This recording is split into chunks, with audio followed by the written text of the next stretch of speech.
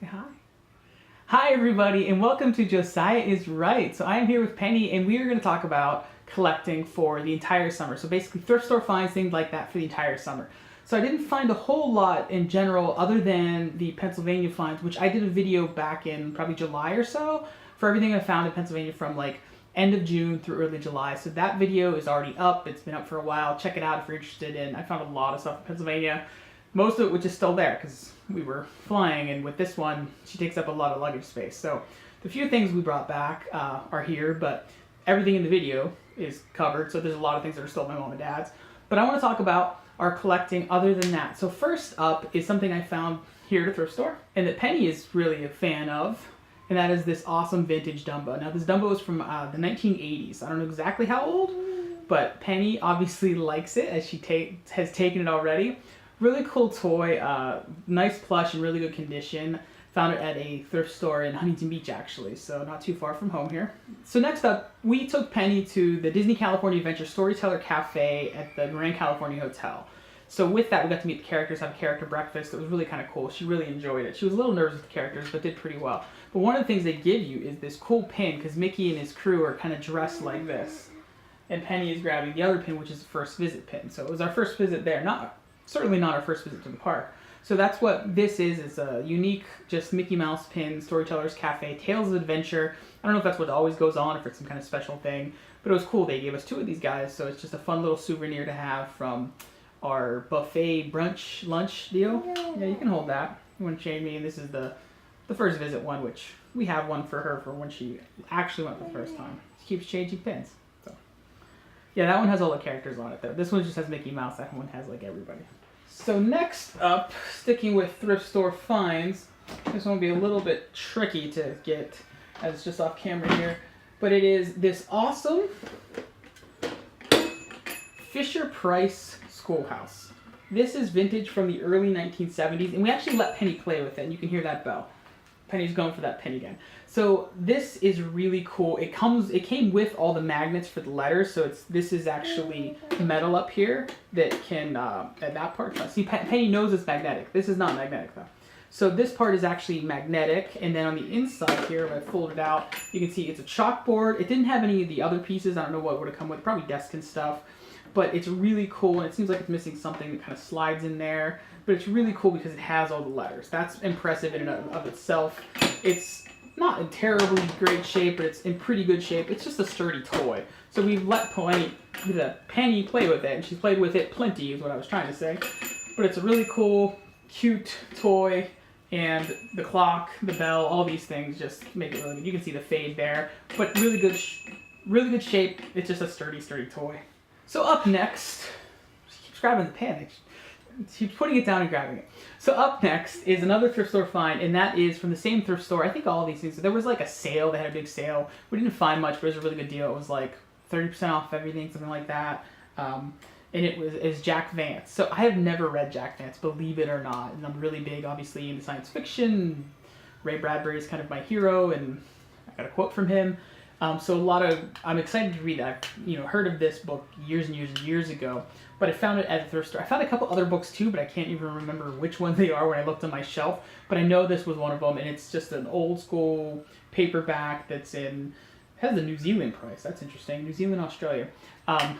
So just a good book. I got it for probably $1 or something like that. Again, it was part of the sale. I think I bought some comic books with it. So this, you buy, and probably kids books. It's Savers in Huntington Beach and Savers in general. You buy 4 books, you get the 5th one free. So this was one of the 4 or 5 books that I got, and I believe one of them was a comic book. And they charge like $1 for those, maybe a little bit more. So, but this was paperbacks. I don't know how much, but anyway, again, it was on that sale day. So good deal on this. I'm excited to read it. Because when we went to Seattle, we went to Mopop, and they had Jack Vance in the Science Fiction Hall of Fame, and it really made me feel like illegit as a fan and as a writer for not having read Jack Vance. And as I struggle to get the pins off the ground, I have to edit all that out, Penny. So, and once again, from the same thrift store at a different time, actually, much more recently, and I feel like I found more stuff this summer, but this is kind of all I have, so it's a shorter video than I expected it to be. Are a series of wonderful, lovely Mad magazines. Penny's using them as a table for her pins. Here, hold those. You hold those. So first up is this one, which features MASH, Mad. And these are all from like 81, 82, so like right around when I was born. So that's kind of cool. So there's MASH. There is The Greatest American Hero. Am I getting the title right? I think so. Yeah, so the parody of that, and then the back you can see. I haven't actually even read these yet. And then the E.T. book. So they're getting better as we go through. The E.T. book and then E.T. on the back. Really excited for this one. And my favorite, which is, I think, frameable, legit Man of the Year. And it is Irving Pack. This is just awesome, awesome cover, the awesome parody. It's just brilliant. I haven't read it yet, I don't know, but I can just frame this cover as it is right now. Last chunk of this you'll see right here. So this is a stack of comic books.